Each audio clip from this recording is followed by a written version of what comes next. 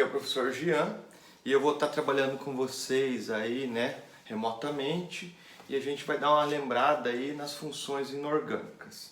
Já que a gente vai trabalhar as funções inorgânicas, é importante a gente dar uma recapitulada. Quais são as funções inorgânicas? Lembrando que as funções inorgânicas são um conjunto de substâncias que possuem propriedades semelhantes, como por exemplo, a gente pode chamar algumas substâncias de substâncias ácidas, né? Então nós temos os ácidos inorgânicos.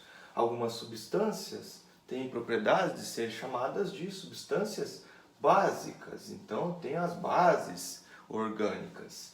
Aí eu tenho as substâncias que têm, né, a característica de ser chamadas de substâncias salinas, então eu tenho o sal orgânico. Fica uma bosta. Bom dia pessoal, aqui é o professor Jean e eu vou estar trabalhando com vocês alguns aspectos relacionados a grupos de substâncias. Vamos trabalhar, né, por enquanto com substâncias inorgânicas. As substâncias inorgânicas a gente pode agrupá-las de acordo com 4 características. Algumas podem ser chamadas de ácidos, outras podem ser chamadas de bases, outras podem ser chamadas de sais, e por fim nós temos as substâncias que são caracterizadas por serem óxidos. Bom, de acordo com as características das substâncias inorgânicas, a gente pode adequá-las a esses 4 grupos aqui, né? Então, por exemplo, substâncias que em meio aquoso, pela definição de Arrhenius, liberam H+, são colocadas como ácidos. Substâncias que em meio aquoso, né, ou quando são fundidas, substâncias inorgânicas iônicas e liberam OH-, são classificadas como bases. Então, de acordo com algumas características, a gente vai classificando as substâncias de acordo, né, com esses 4 grandes grupos. Para hoje, a gente vai focar um pouquinho no segundo grupo aqui, que são as substâncias básicas. Bom, essas substâncias básicas, primeiro, elas têm as características de sofrerem dissociação. Então, ó, dissociação. Bom, por que, professor, dissociação? Porque são compostos iônicos. E os compostos iônicos, eles sofrem dissociação, porque já são formados por íons. E durante o processo de dissociação, esses íons se separam, que pode ser por processo de fundição, né? Então, se eu pegar o sólido e fundir, fazer a sua fusão, eu posso fazer o processo de dissociação. Ou também a gente pode pegar também utilizando um solvente, como por exemplo a água, que é o nosso solvente universal. O processo de dissociação, né, que vai acontecer com as bases, são compostos iônicos. Uma característica com relação ao pH. O pH é maior que 7, então uma escala de potencial hidrogênio iônico. As substâncias básicas vão apresentar o seu pH, o potencial hidrogênio iônico, maior que 7. Podem ser chamadas de substâncias alcalinas. Alcalinas é outra característica, né? Então, se eu falar assim, a substância é alcalina, quer dizer que ela é uma substância básica. Então, essas são algumas características relacionadas às substâncias básicas. Além do que pela definição de Arrhenius, a gente pode colocar assim, ó. Bom, pela definição de Arrhenius, né, elas liberam ânion na forma de OH-. Então, qualquer substância que, de acordo com algumas condições, liberar ânion na forma de OH-, vai ser considerada uma substância básica. Muito importante lembrar que são substâncias inorgânicas. Entrando um pouquinho aqui no conteúdo das bases, ou também pode ser chamado de hidróxidos, essas substâncias que são iônicas, alcalinas, e que possuem um pH maior que 7, né? Pela definição de Arrhenius, elas vão liberar a hidroxila, que também pode ser chamado de oxidrila. Então, toda vez que vocês verem o OH1- ou OH-, e isso pode ser chamado de hidroxila ou oxidrila. Bom, como que é a fórmula geral de um composto considerado uma base de arrênios? Ela vai ter um cátion na frente, então eu tenho um cátion, né? Esse cátion vai ter determinada carga positiva, pode ser um cátion monovalente, bivalente, trivalente, daí depende muito com a característica de cada tipo de elemento. Geralmente aqui vai aparecer para a gente um metal, que são elementos que gostam muito de formar cátions. Então, se a gente observar na tabela periódica, os metais na parte de azul vão participar na formação do cátion das bases, tá? E isso a gente vai juntar com a hidroxila ou oxidrila, que é o OH-. Esse OH-, a carga é pré-estabelecida, é 1- sempre, tá bom? Então, 1- ou menos é a mesma coisa, é uma carga negativa. Bom, quando vocês pegarem determinado cátion e quiserem saber como que vai ficar a fórmula da base formada, basta você pegar a carga que esse cátion tem e direcioná-lo como o índice da hidroxila aqui embaixo. Bom, professor, mas como é que eu vou fazer isso?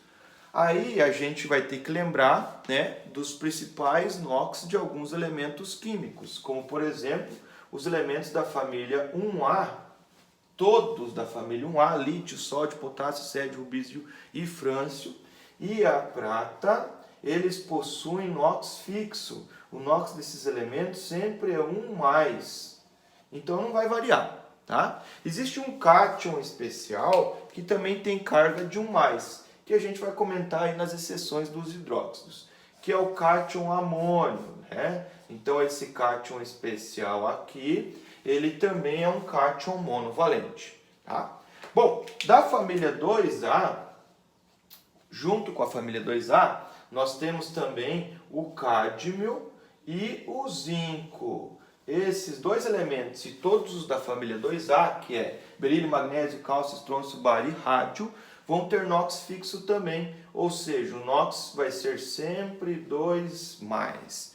Os elementos que formam cátion da família 3A, né, principalmente o alumínio nesse caso, que é o que vai mais aparecer aí pra gente, então o alumínio é o que mais aparece da família 3A, grupo 13, eles vão ter NOx fixo também, que é 3+. Bom, isso daqui são para os cátions que possuem carga fixa. Então, o NOx fixo vai ser esse, os principais.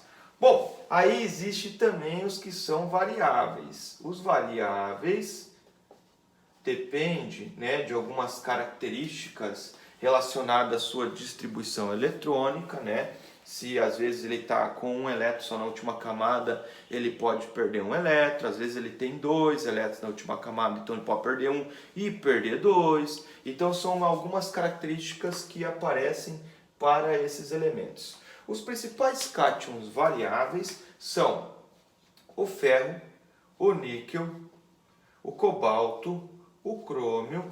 Esses 4 elementos químicos aqui, eles podem ter NOx 2+ ou NOx 3+, né? Então a gente pode estar utilizando o NOx de acordo com o que, por exemplo, o exercício informa. Por exemplo, foi feita uma fórmula de um hidróxido que tem cátion, um cátion ferro trivalente. Aí é o ferro 3+ que eu vou estar utilizando. Pode ser colocado 3+ ou em algarismo romano, né? Fe3, algarismo romano, também vai indicar que é o ferro trivalente, tá bom? Bom, o cobre e o mercúrio, eles também têm NOx variáveis. Eles podem ser 1+ ou podem ser 2+. Né? Então, alguns elementos eles têm essa característica de possuírem 2 tipos de NOx. E isso vai implicar em fórmulas de hidróxidos diferentes para o mesmo elemento químico, como já vou mostrar na sequência. Bom, outros elementos como o chumbo, o estanho, a platina, né? Eles têm a característica também de ter NOx variável, que pode ser 2+ ou pode ser 4+. Existem diversos elementos, né, que vão possuir NOx variáveis. Geralmente são 2 tipos de NOx para cada tipo de cátion, que é variável. Aí a gente vai observar pelos exercícios, ele vai ter que deixar um pouco claro isso para a gente, para determinar qual que é o tipo do cátion utilizado.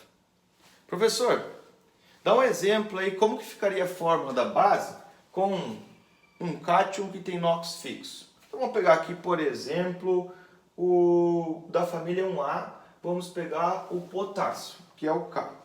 Como o K é da família 1A e ele tem NOx fixo, o seu NOx é 1+. Quando a gente for fazer uma base, vai juntar com OH-. Como eu tenho 1+ e 1- da hidroxila, os dois vão se juntar e vão neutralizar a carga. Então vai ficar o KOH. Assim vai ficar a fórmula da base formada com o potássio. Professor, se fosse um da 2A, ou por exemplo o cádmio ou o zinco, vamos pegar o zinco então. Com o zinco, o que você tem? O zinco ele tem NOx 2+. Então o seu NOx ele é diferente do NOx da hidroxila. Agora eu vou ter que pegar só o número, a carga vai acabar desaparecendo, porque vai neutralizar a carga do cátion com o ânion, e vou passar utilizando como índice da hidroxila. Aí a gente vai colocar assim, ó, entre parênteses, OH, fecha parênteses, 2. Até porque se eu não colocar esse parênteses, vai parecer que tem uma água aqui, ó, OH2. Aí parece que é uma água escrita ao contrário. Como a base é caracterizada pela hidroxila, a gente tem que colocar, né, entre parênteses para indicar. Aqui dentro eu preciso de 2 hidroxilas OH- para neutralizar um cátion zinco 2+. Por isso que tem, né, o índice que indica a quantidade de átomos, ou nesse caso a quantidade de íons que tem dentro do parênteses. Bom, professor, se fosse um cátion que fosse variável, como por exemplo o ferro. Vamos pegar o ferro então.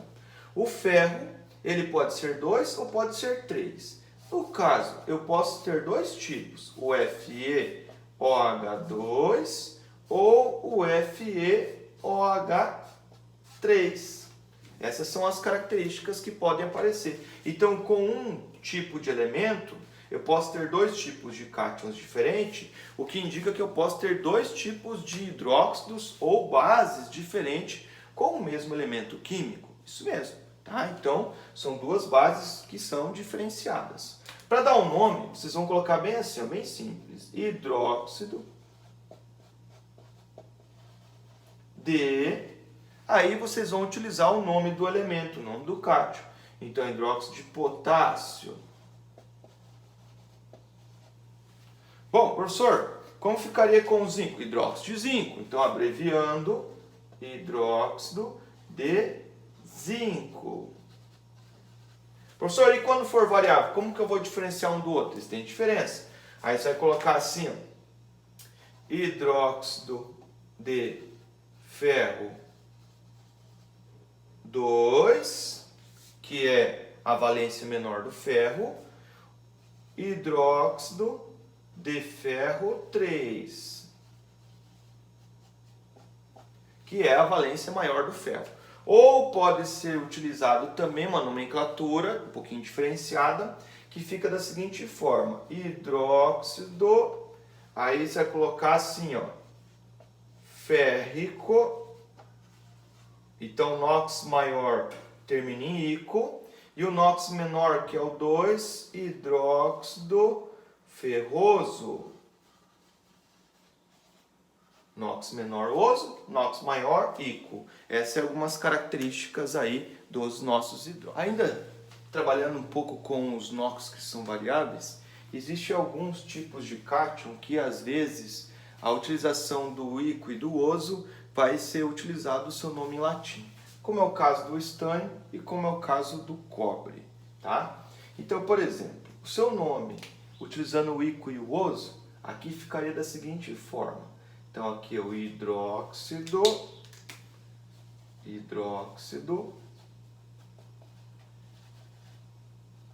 como é o NOx menor, é o oso, né? Então, estânio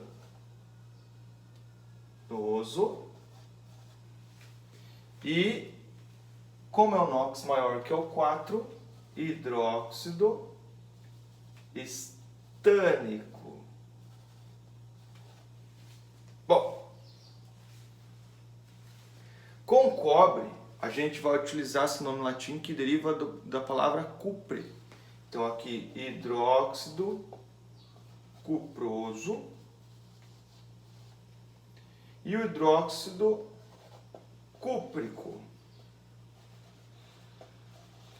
Ainda pode aparecer com o ouro, que é o Au, também deriva do latim. Aí fica auroso, o menor, e áurico, o maior. E o chumbo, que é o Pb, deriva da palavra em latim plumbo, fica o plumboso. E o plúmbico.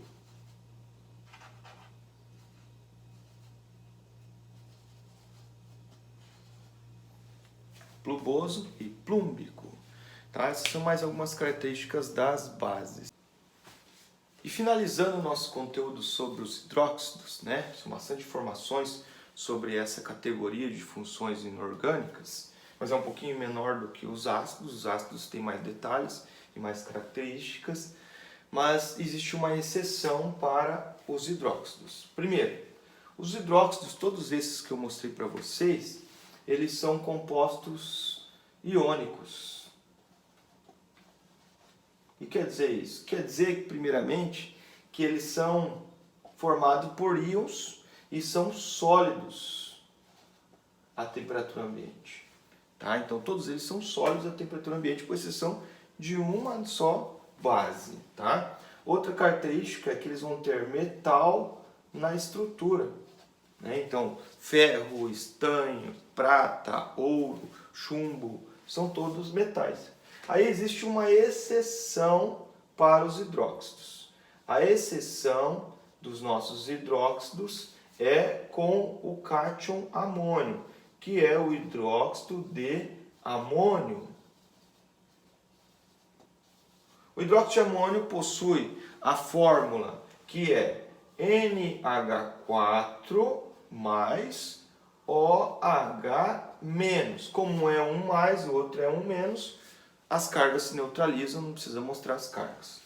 Bom, qual que é a exceção aqui desse hidróxido? Primeiro, esse hidróxido ele é formado por não metais.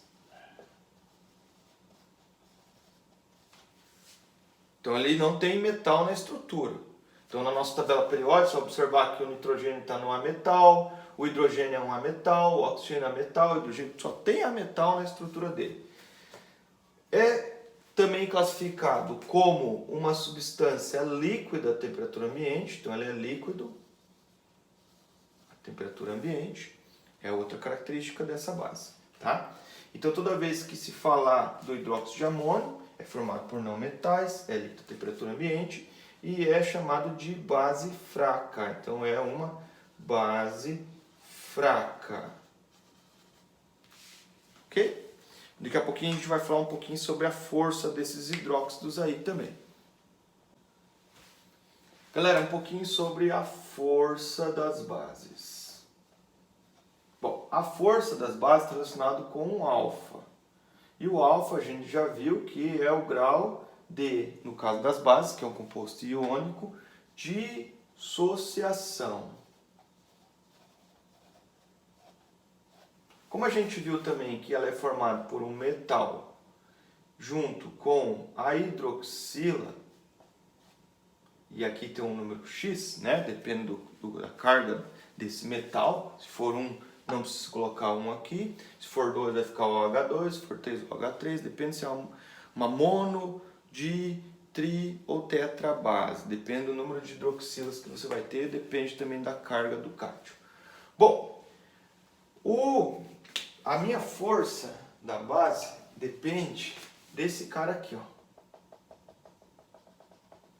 Esse cara que vai mandar na força da base. A base ela pode ser forte, então eu posso ter base que são bases consideradas fortes,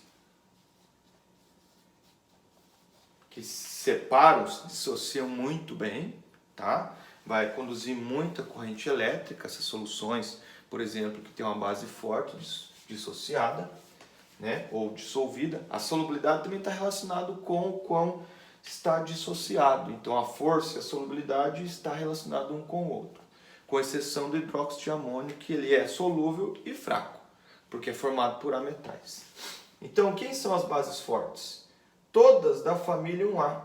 Então se você pegar lá todos os hidróxidos dos metais alcalinos, então hidróxido de lítio, hidróxido de sódio, hidróxido de potássio, hidróxido de rubídio, hidróxido de césio, hidróxido de frâncio, todos são hidróxidos que vão ser hidróxidos fortes, vão conduzir bastante corrente elétrica e o alfa vai ser bem alto.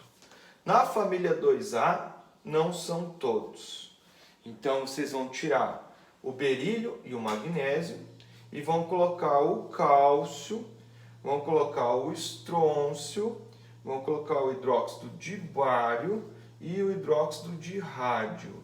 São bases fortes. Todas as outras que não estão nesses dois grupos que eu coloquei para vocês são consideradas bases fracas. Aí entra as duas da família 2A, que é com berílio, né, ou com o magnésio, são consideradas bases fracas. Aí vocês vão ter, por exemplo, com o amônio, então o NH4, OH é uma base fraca, tá? Essa daqui, apesar de ser fraca, é solúvel. As outras, elas vão diminuir na solubilidade porque elas são fracas. Aqui, solúvel. Beleza? Aí, por exemplo, hidróxido de ferro 3, FeOH3, é uma base fraca, pouco solúvel, então a solubilidade bem baixa. Hidróxido de chumbo 4 ou hidróxido plúmbico, né, PbOH4, também é uma base fraca e pouco solúvel. Significa que se eu colocar em um solvente, por exemplo a água, não vai dissolver quase nada, porque o alfa está relacionado com a solubilidade para as bases. Lembrando que isso não serve para o hidróxido de amônio. Então é a exceção nossa de base. Ok? Até a próxima aula, onde a gente vai começar a trabalhar a parte de sais aí com vocês. Ok? Abração, até mais.